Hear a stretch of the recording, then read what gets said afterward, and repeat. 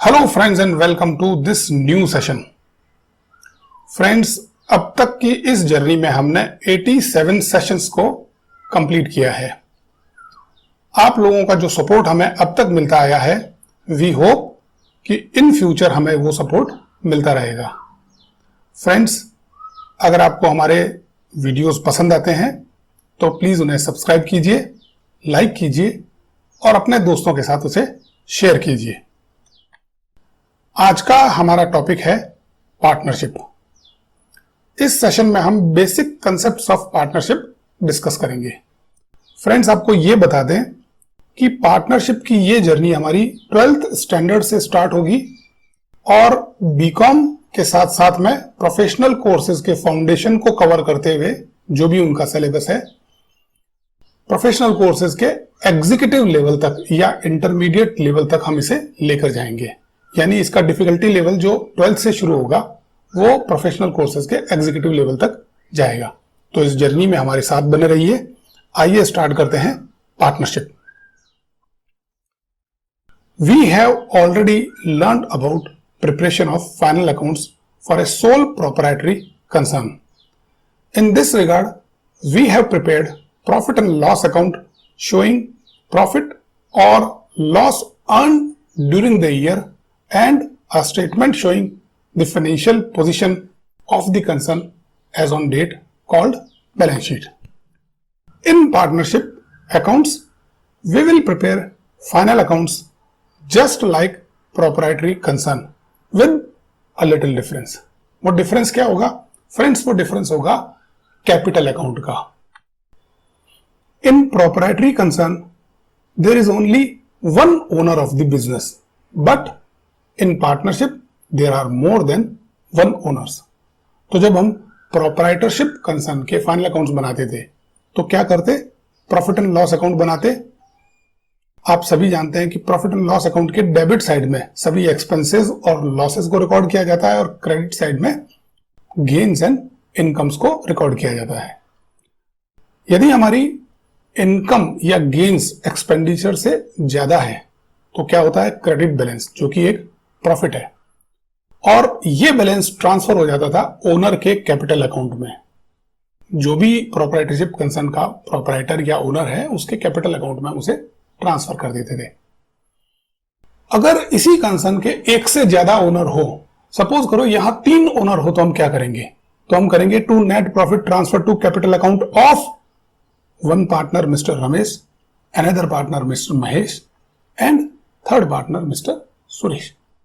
तो इस प्रॉफिट को हमें 3 पार्टनर में डिस्ट्रीब्यूट करना पड़ेगा। किस तरह से डिस्ट्रीब्यूट करेंगे?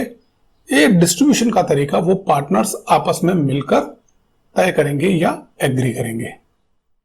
लेकिन फ्रेंड्स, पार्टनरशिप में प्रॉफिट को डायरेक्टली इस तरह से डिस्ट्रीब्यूट नहीं किया जाता, क्योंकि जब भी मोर देन वन पार्टनर्स होते हैं तो क्या होता है? Different capital, different skill and different efforts. हो सकता है किसी एक पार्टनर की कैपिटल सबसे ज्यादा हो, किसी के पास में कोई स्पेशल स्किल्स हो, या कोई पार्टनर प्रोडक्शन या मार्केटिंग में अपने एफर्ट्स जो है वो दूसरे पार्टनर से ज्यादा लगा रहा हो। तो ऐसे केस में सभी पार्टनर्स अपने एफर्ट्स का या अपनी कैपिटल का एक अलग तरह से रेम्यूनरेशन या रिवार्ड चाहते हैं। तो जो कैपिटल है उसका रिवार्ड किस फॉर्म में होता है? उसका रिवार्ड होता है इंटरेस्ट ऑन कैपिटल के फॉर्म में, स्किल का रेम्यूनरेशन के फॉर्म में और एफर्ट्स का कमीशन के फॉर्म में। तो ये जो प्रॉफिट कैलकुलेट होता है प्रॉफिट एंड लॉस अकाउंट से, इस प्रॉफिट में से पार्टनर्स को उनका रिवार्ड देने के बाद में जो भी रिमेनिंग प्रॉफिट बचता है उस प्रॉफिट को पार्टनर्स में डिस्ट्रीब्यूट किया जाता है। अब ये जो डिस्ट्रीब्यूशन है तो in form of interest on capital कह सकते हैं, या रेम्यूनरेशन या कमीशन या किसी और फॉर्म में, उसके लिए एक अकाउंट बनाना पड़ता है जो कि similar to profit and loss account है। चलिए हम उसको अभी एक नाम देते हैं प्रॉफिट एंड लॉस अकाउंट।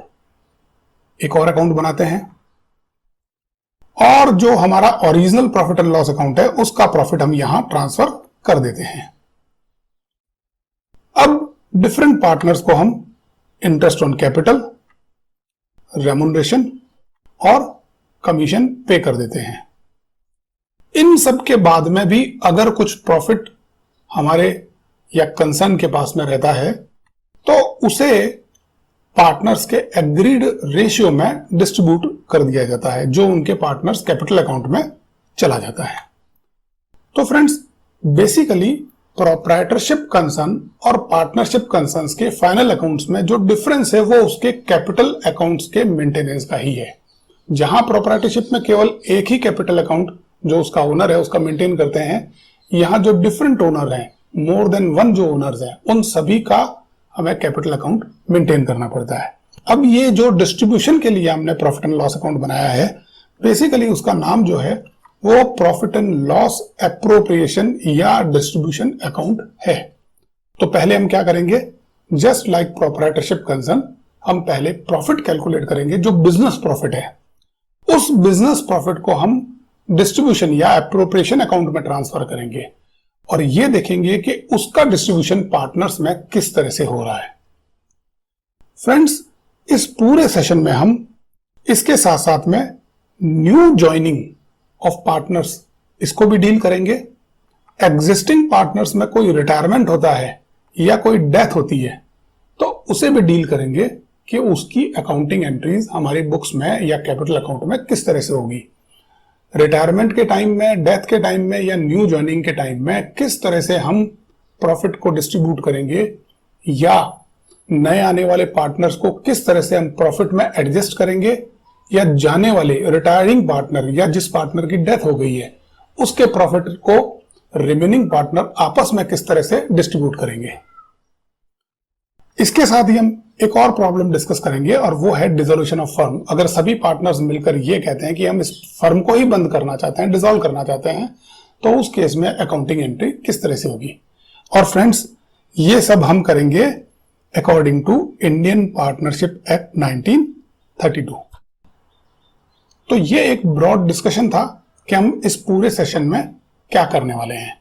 आइए अब हम चलते हैं और डिस्कस करते हैं basic concepts of partnership. Friends, इसे डिस्कस करने से पहले हम ये देखते हैं कि एक लेमैन लैंग्वेज में पार्टनर किसे कहते हैं। Partner is a person who takes part in an undertaking with another or others, specially in a business or firm with shared risk and profits। अब देखते हैं हम पार्टनरशिप किसे कहते हैं एक लेमैन लैंग्वेज में। अब partnership is a formal arrangement by two or more parties to manage and operate a business and share its profit or losses. यानी दो या दो से अधिक जब भी पर्सन्स कलेक्टिवली किसी बिजनेस को मैनेज या ऑपरेट करते हैं और वो उसके प्रॉफिट और लॉसेस को शेयर करते हैं आपस में, तो वो पार्टनरशिप कहलाती है। अब इस पार्टनरशिप की जरूरत क्यों पड़ती है? क्या हम प्रोप्राइटरशिप में काम नहीं कर सकते? चलिए एक विजुअल एग्जांपल देखते हैं।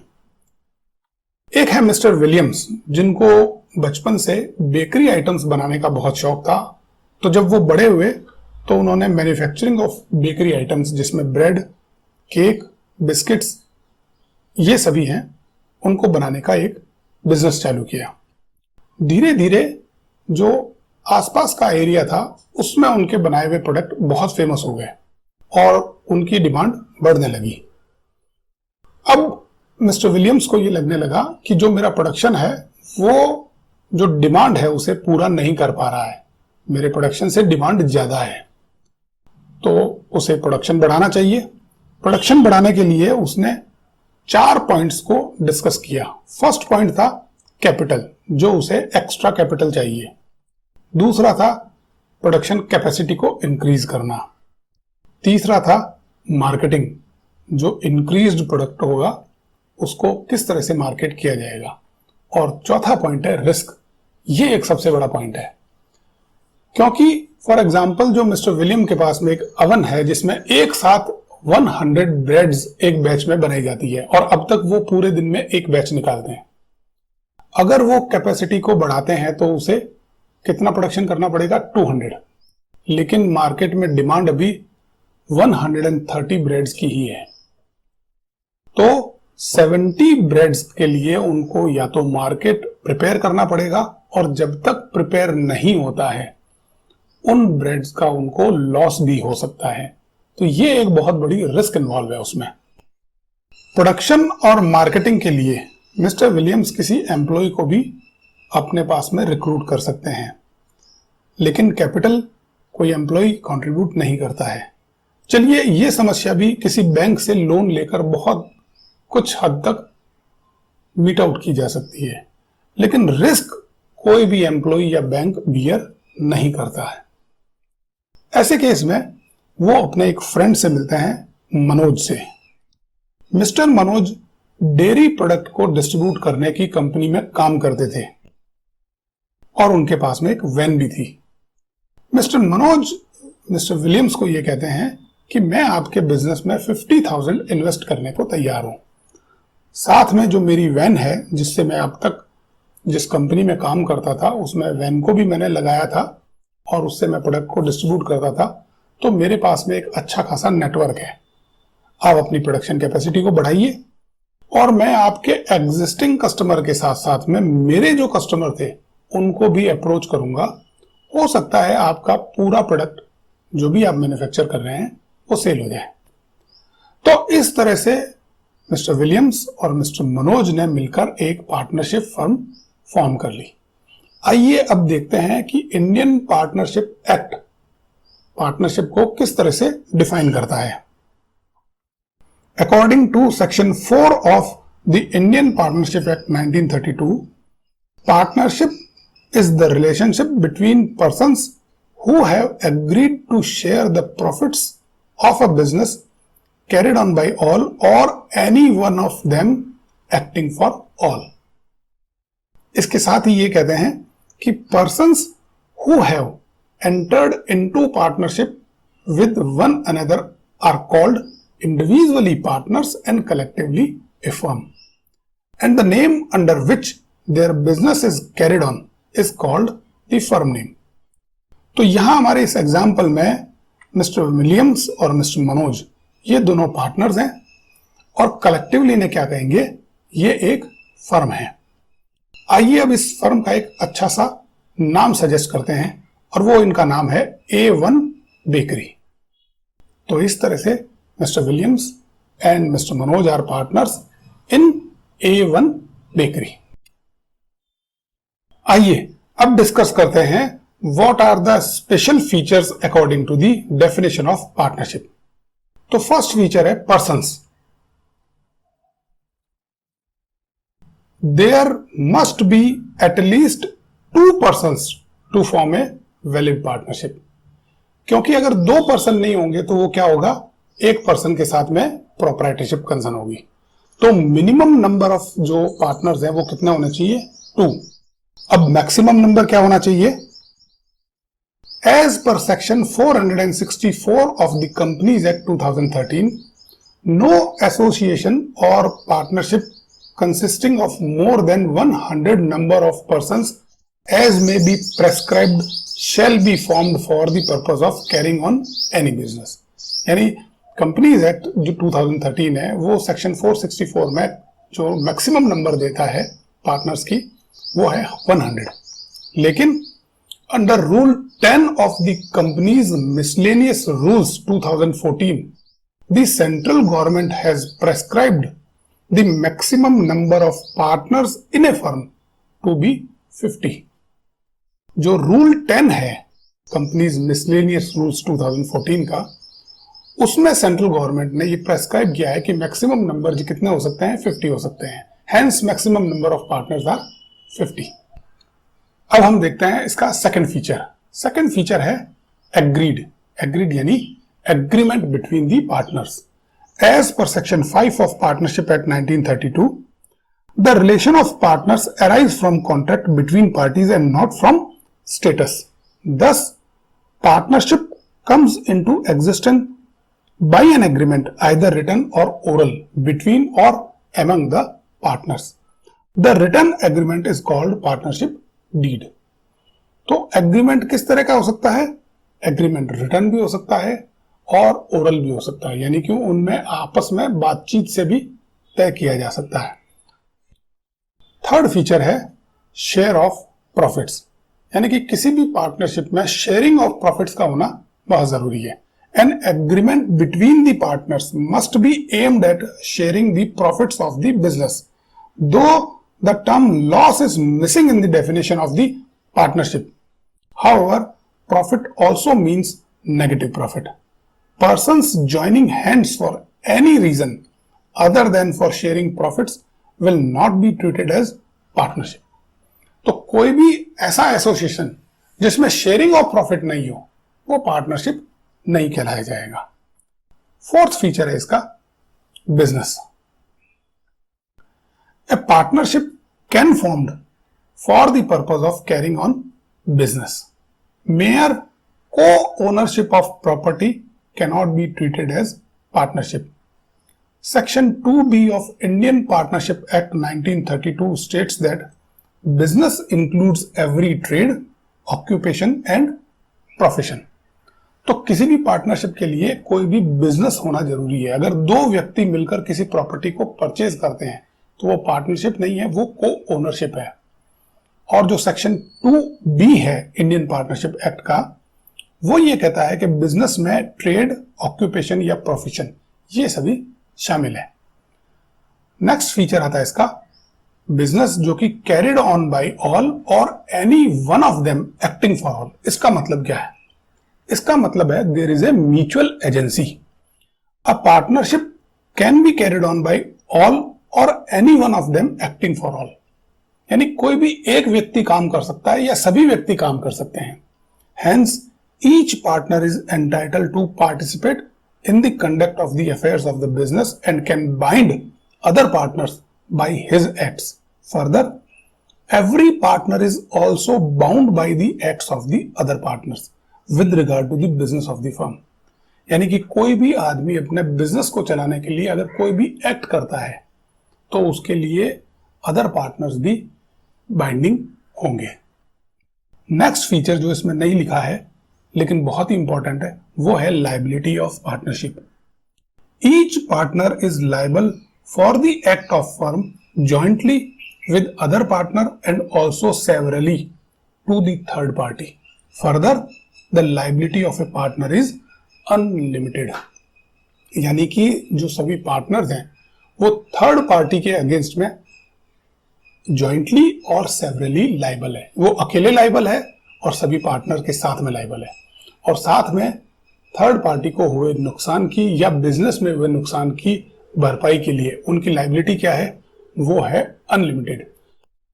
और यही एक फीचर है जिसके कारण एक नई फॉर्म ऑफ पार्टनरशिप जो है वो गवर्नमेंट ने इंट्रोड्यूस की थी 2008 में, और उसे कहते हैं लिमिटेड लायबिलिटी पार्टनरशिप। आइए अब देखते हैं लिमिटेड लायबिलिटी पार्टनरशिप क्या है। जैसा कि अभी हमने देखा है कि पार्टनरशिप फर्म की कोई सेपरेट लीगल एंटिटी नहीं है और उसके पार्टनर्स की जो लायबिलिटी है वो अनलिमिटेड है towards third party and towards the losses of the firm.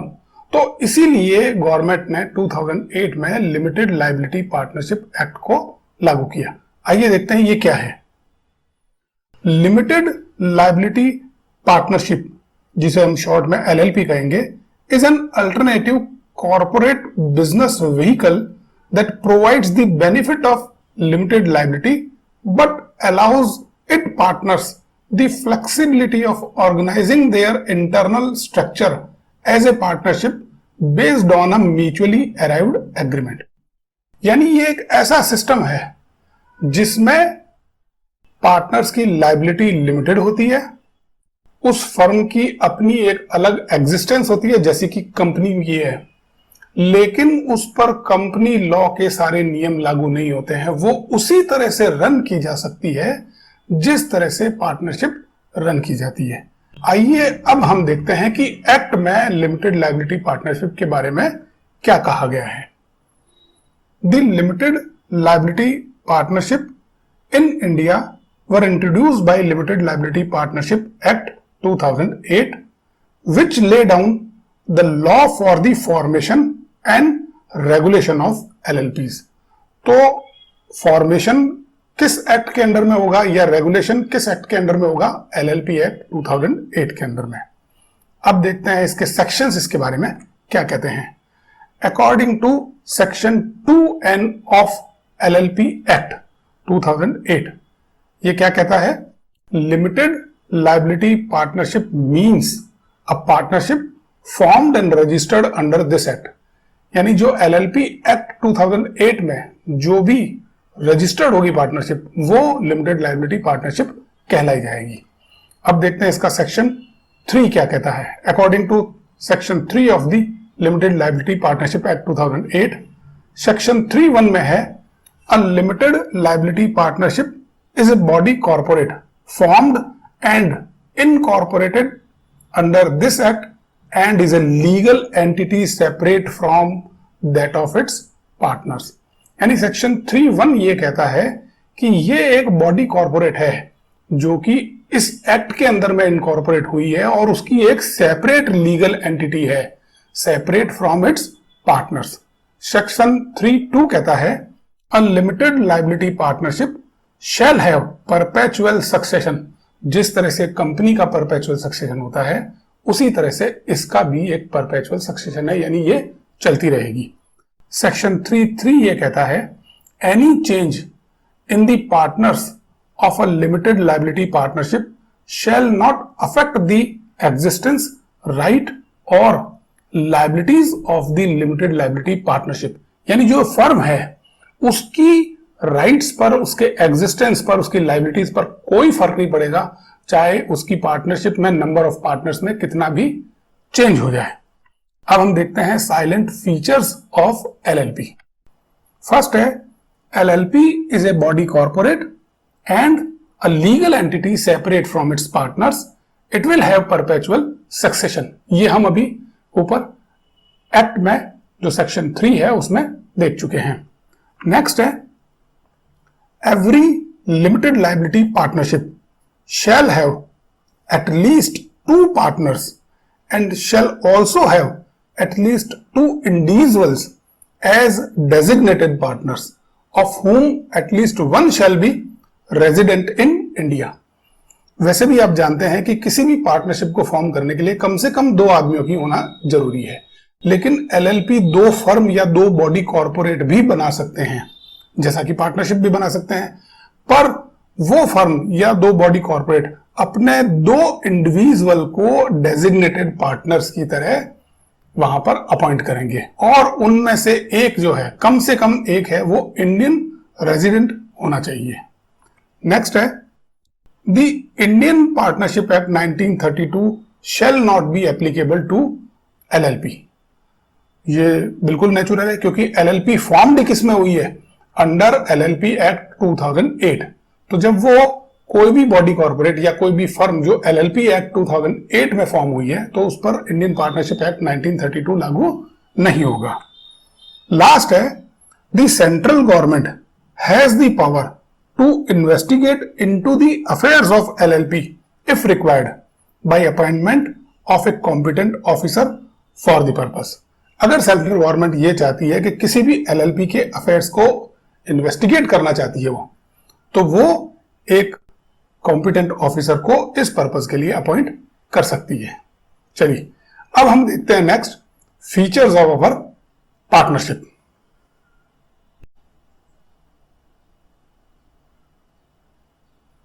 अब हम डिस्कस करेंगे पार्टनरशिप डीड के बारे में। जो हमने साइलेंट फीचर्स देखे थे उसमें फर्स्ट था 2 और मोर पार्टनर्स, जिसमें मैक्सिमम नंबर हमने डिस्कस किया था 50 थे, और सेकंड उसका जो फीचर था वो था एग्रीमेंट। तो जो पार्टनर्स के बीच में जो रिटर्न एग्रीमेंट होता है, हमने डिस्कस किया था, उस रिटर्न एग्रीमेंट को क्या कहते हैं? Partnership deed. Partnership comes into existence by an agreement either written or oral between और among the partners. The written agreement among the partners is called partnership deed. ये हम पहले डिस्कस कर चुके हैं। Benefits of partnership deed. क्योंकि जैसा हमने डिस्कस किया है कि एग्रीमेंट जो है वो रिटन भी हो सकता है और ओरल भी हो सकता है, यानी आपस में बातचीत से भी हो सकता है। तो डीड की कहां जरूरत है, यानी रिटन एग्रीमेंट की कहां जरूरत है? तो इसके हम कुछ बेनिफिट्स डिस्कस करते हैं।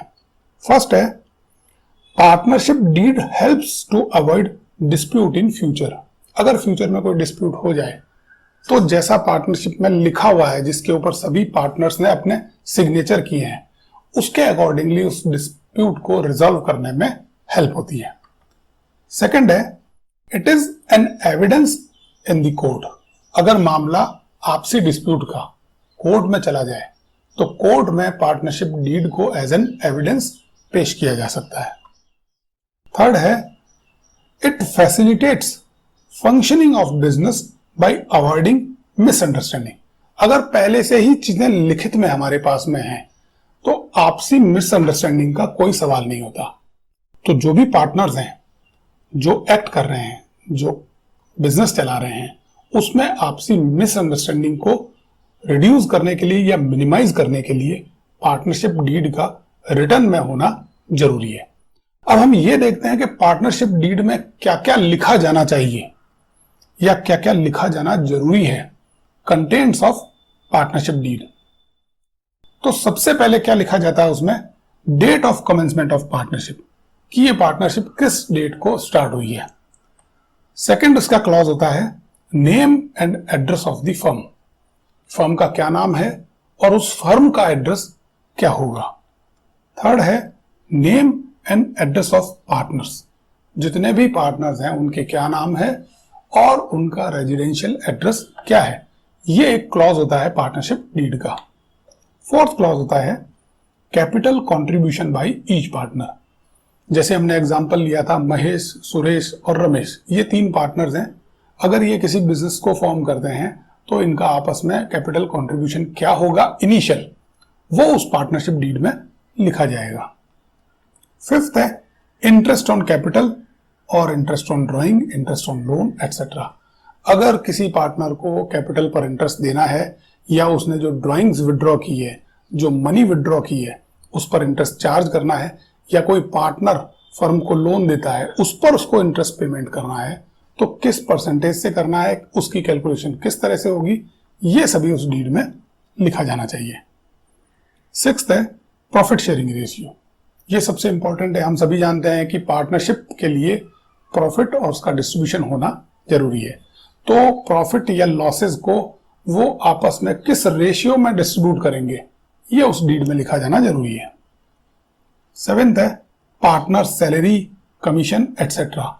अगर कोई पार्टनर एक्स्ट्रा एफर्ट्स लगाता है या उसकी कोई ऐसी स्किल है जो पार्टनरशिप में यूज आती है, उसके लिए उसे रेमुनरेट या रिवॉर्ड देना है, तो वो किस फॉर्म में दिया जाएगा, सैलरी के फॉर्म में, कमीशन के फॉर्म में या किसी और फॉर्म में, ये भी उसमें लिखा जाना जरूरी है।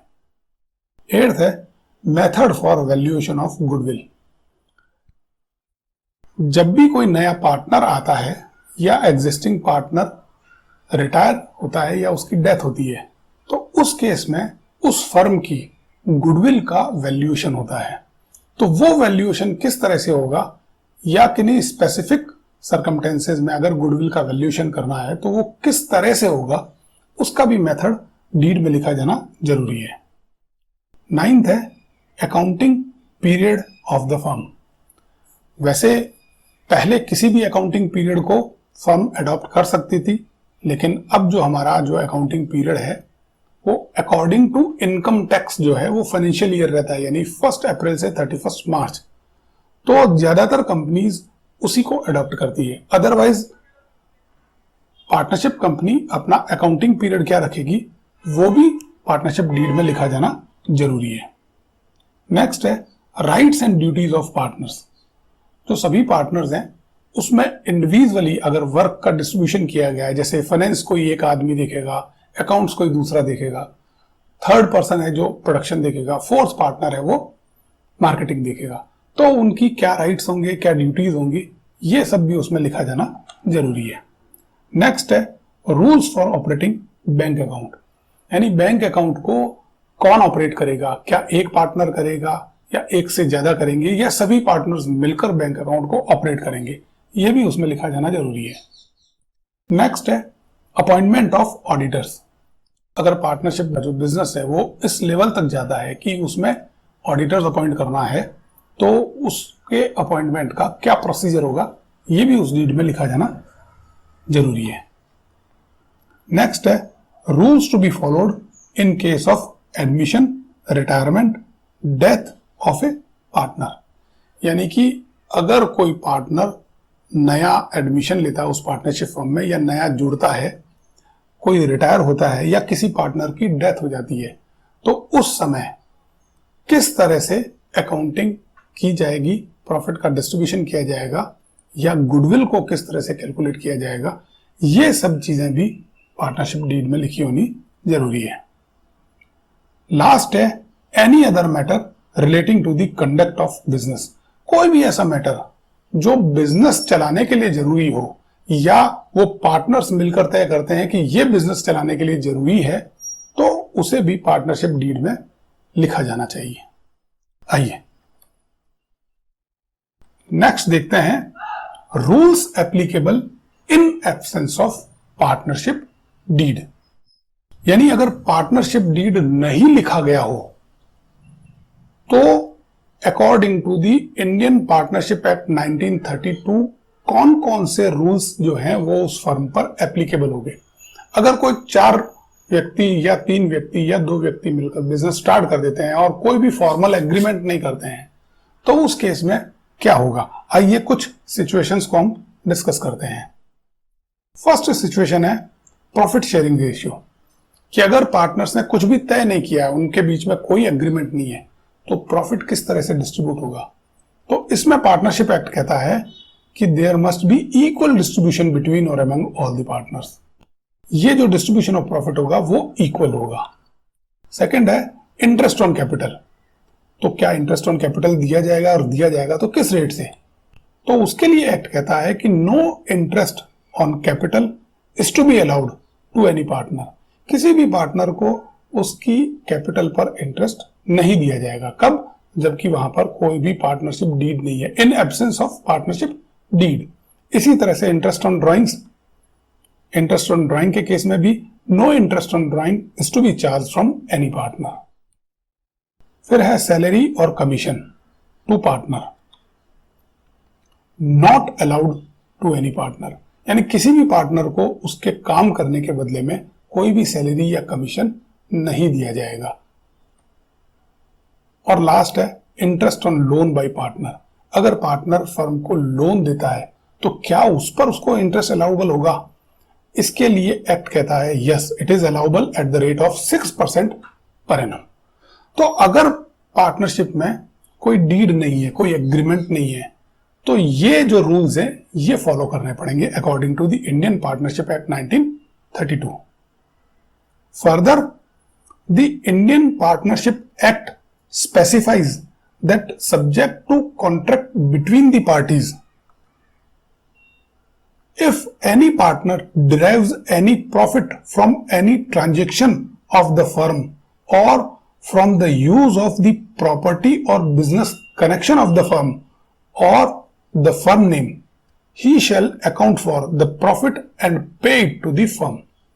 अगर कोई भी पार्टनर फर्म के नाम को यूज करते हुए, उसकी प्रॉपर्टी को यूज करते हुए, उसके बिजनेस कनेक्शन को यूज करते हुए अगर कोई ट्रांजैक्शन करता है, उससे कोई प्रॉफिट कमाता है, तो वो उसे फर्म को देना पड़ेगा। सेकंड है if a partner carries on any business of the same nature as and competing with that of the firm, he shall account for and pay to the firm all profits made in that business. अगर कोई partner उस firm के अलावा individual capacity में वही business करता है जो फर्म कर रही है, या फर्म के कंपटीशन में कोई बिजनेस करता है, तो उस बिजनेस से जितना भी प्रॉफिट कमाया जाएगा वो फर्म को पे करना पड़ेगा। तो फ्रेंड्स, अब तक हमने ये डिस्कस किया था कि पार्टनरशिप क्या है, उसकी क्यों जरूरत पड़ती है, उसके स्पेशल फीचर्स क्या है, पार्टनरशिप डीड क्या है, और अगर डीड ना लिखा हो तो उसकी एब्सेंस में कुछ बातें किस तरह से तय की जाएगी। इस सेशन में इतना ही। नेक्स्ट सेशन में आपसे फिर मुलाकात होगी और हम डिस्कस करेंगे पार्टनरशिप के कुछ और फीचर्स। तब तक के लिए bye friends, have a nice day.